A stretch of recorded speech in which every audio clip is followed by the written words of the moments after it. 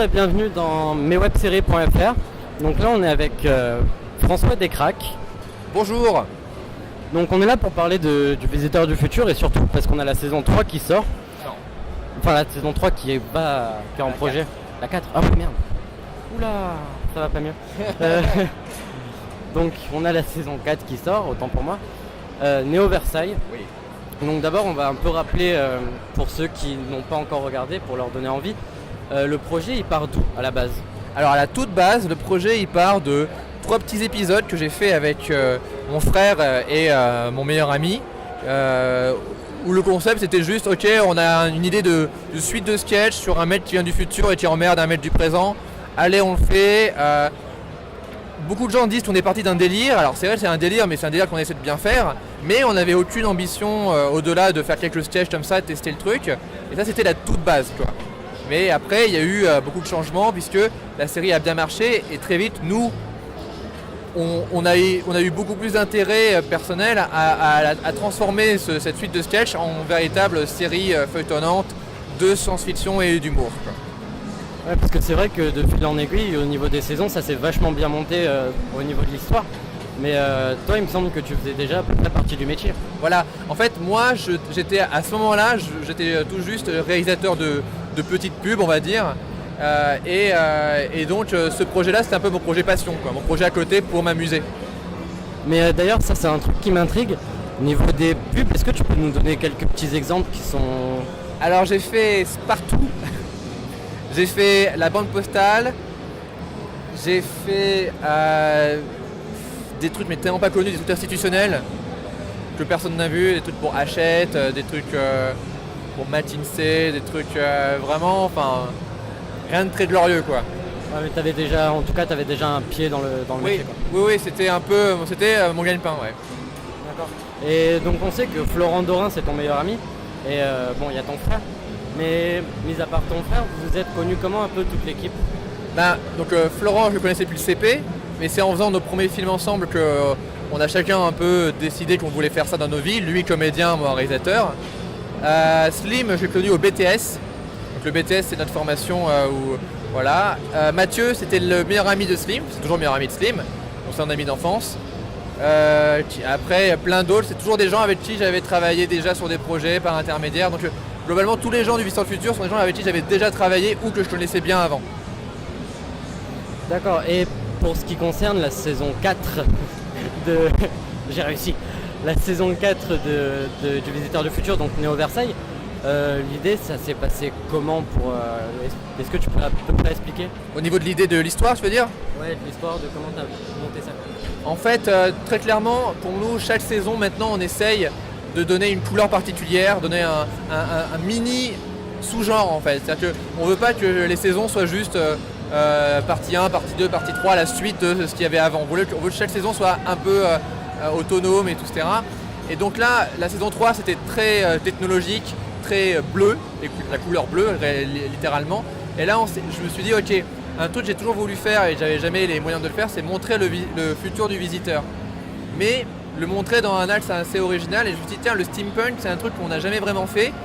Comment l'intégrer dans l'univers du visiteur? Et donc c'est pour ça que moi, ce que j'appelle finalement le steampunk à chien, parce que c'est du steampunk post-apocalyptique, et c'est un peu ça qui m'a donné cette envie de faire un univers vraiment différent, mais cohérent par rapport à ce qu'on avait fait avant, quoi. D'accord. Et j'ai une question d'un ami de Maxime Lopez. Pourquoi? Parce que ça, on ne le sait pas trop. Le Visiteur du Futur, on sait qu'il s'est retrouvé en prison avec Castafolt, en prison nécrophile. Pourquoi exactement? En fait, les nécrophiles dans le futur, ils capturent tout le monde pour faire des choses de nécrophiles. Donc en fait, en soi, c'est juste, si t'es vivant, ils vont te capturer et ils vont te faire des choses de nécrophiles. Donc voilà la seule raison pour laquelle il aurait été kidnappé, on va dire. Après, il y a peut-être d'autres raisons qu'on découvrira plus tard. Et il y a aussi une question d'un mec de la série de la dernière ombre, donc Juan, qui demande pourquoi les taches de sang sur le visage du Visiteur du Futur?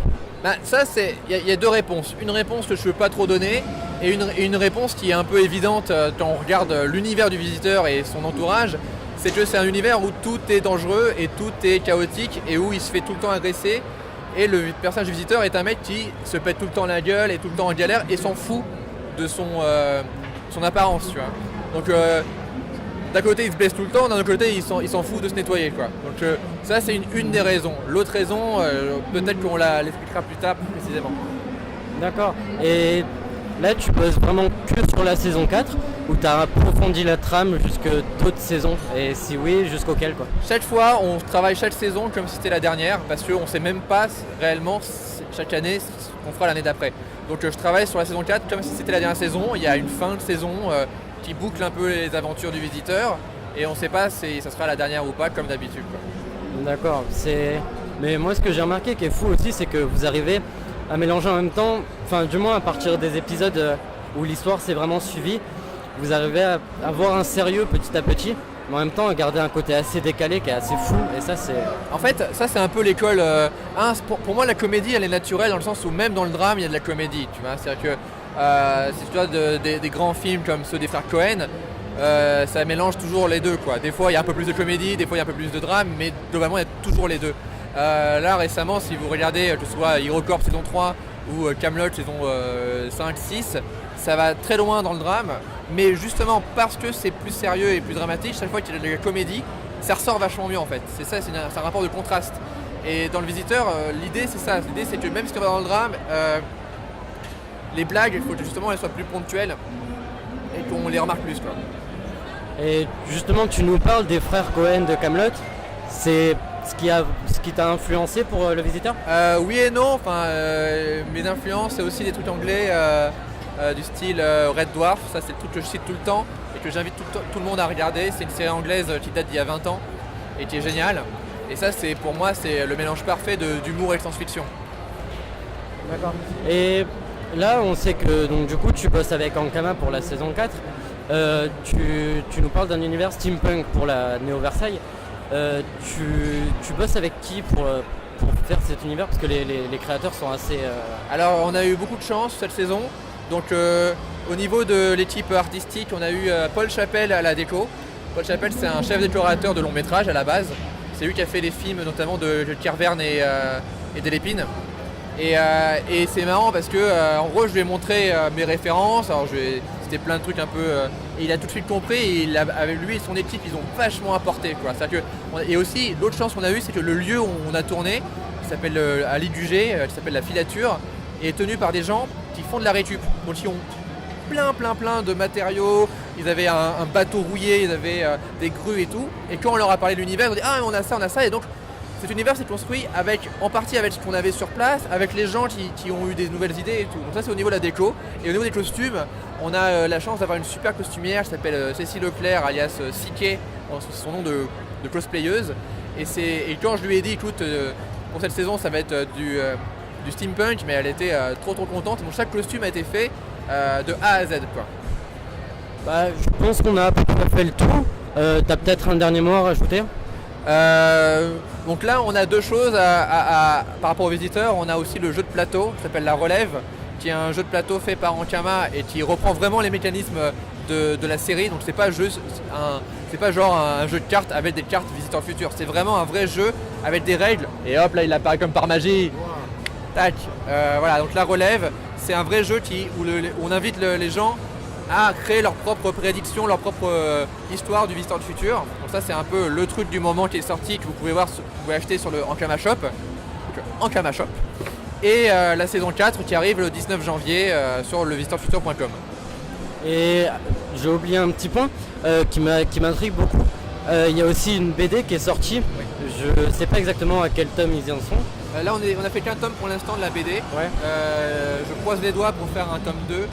Voilà, donc la BD qui est une histoire originale qui se passe entre la saison 1 et 2 et qui est voilà quoi, une histoire à part entière. Oh, elle apparaît comme par magie, mais c'est génial ici. C'est le mystère du cinéma, c'est vachement bien fait. Putain. Voilà, donc la BD. Eh ben écoutez, on vous souhaite de continuer sur votre lancée. Merci à vous. Demain, donc bon, ça sera diffusé déjà. On a l'avant-première à Toulouse de l'épisode 1 et j'ai très hâte de monter cet épisode parce que voilà quoi, c'est la première fois que les gens vont pouvoir voir ce qu'on a fait pendant tout l'été et j'espère que ça va plaire. J'espère aussi et je pense que ça va plaire. Vu le trailer de fou que vous avez fait, je pense que ça va plaire. Merci Ben. Bon bah écoutez, on se dit à bientôt sur meswebseries.fr. Merci les gars.